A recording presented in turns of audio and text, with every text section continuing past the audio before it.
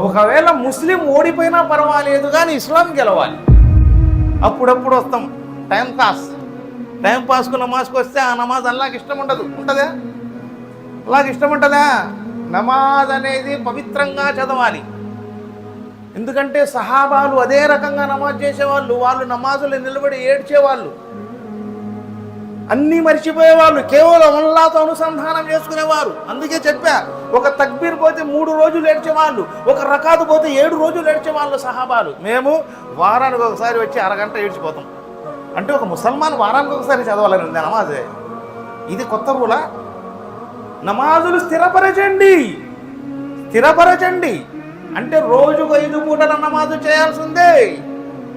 ఇప్పుడు చాలామంది యువకులు చూడండి, మనకు దునియాతో బాగా కనెక్ట్ ఉందనుకోండి, లేదా దీంతో కనెక్ట్ ఉండి మసీదుల్లో కనెక్ట్ ఉండి మన ఇంట్లో కూడా కాస్త దీని ఉందనుకోండి, ఎవరన్నా సలాం చేస్తే అస్సలాము అలైకుం హజరత్ అంటాం. అవునా? అంటామా లేదా? లేకపోతే అస్సలాము అలైకుం బోలోజీ, అస్సలాము అలైకుం జీ అంటాం.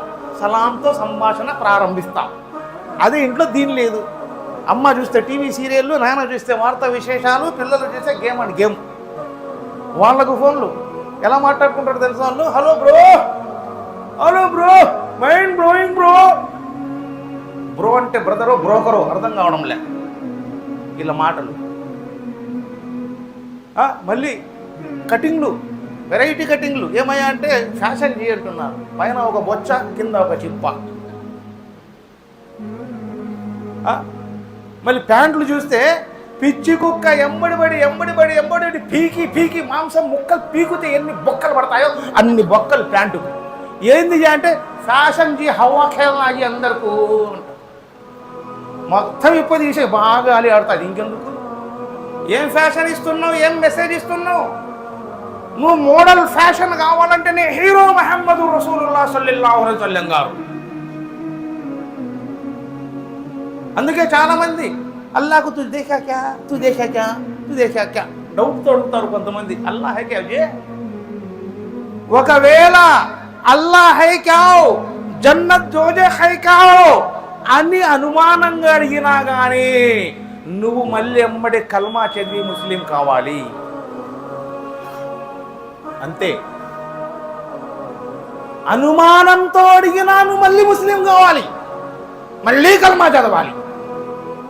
అందుకోసమే తు దేఖేగా జీ అల్లాకు, తు దేఖేగా జీ జన్నకు. చాలా మంది అడుగుతాను నన్ను కూడా, ఏమయ్యా సాహిబ్ గారు ఏమన్నా నువ్వు చూసినావా, నువ్వు ఎందుకు ముసల్మాన్ అన్నవయ్యా అని నాకు ముస్లింలు అడుగుతారు చాలామంది.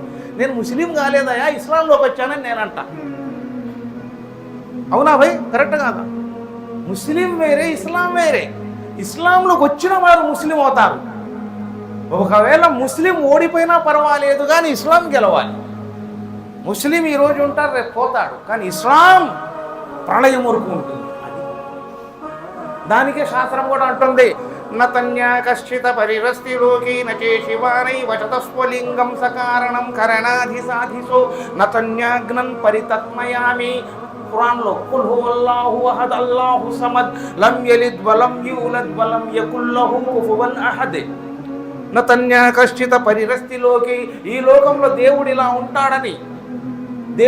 ఉంటాడని తెలుసుకోవడానికి ఎలాంటి ఆధారాలు లేవు. నచే శివానై వచతస్వలింగం, తను ఎవరికి పుట్టలేదు, ఇంకొకరికి జన్మనివ్వలేదు. సకారణం కరణాధి సాధిసో, ఏ కారణము చేతనైనా సాధించి శోధించాలనుకుంటే నతన్యాగ్నం పరితత్మయామి, అతను ఇచ్చిన జ్ఞాన సంపద ద్వారా తెలుసుకోండి. చూడండి, ఇస్లాం ఏం చెప్తుంది, మనం ఏం చేస్తున్నాం? మనం ఏమన్నా చేయమన్నా అంటే దాదీసే అతహైరే. ఓ యబ్బు, భలే మాట నేర్చుకున్నారు జనాలు. ఊత పదం ఇది. ఖురాన్ ఉంది, హదీస్ ఉంది, పెద్ద పండితులు ఉన్నారు, విశదీకరించే వాళ్ళు ఉన్నారు, విశ్లేషించే వాళ్ళు ఉన్నారు, విన్నవించే వాళ్ళు ఉన్నారు, విన్నపాలు పెట్టుకునే వాళ్ళం కావాలి. వాళ్ళకు చేద్దామా ఇన్షాల్లా?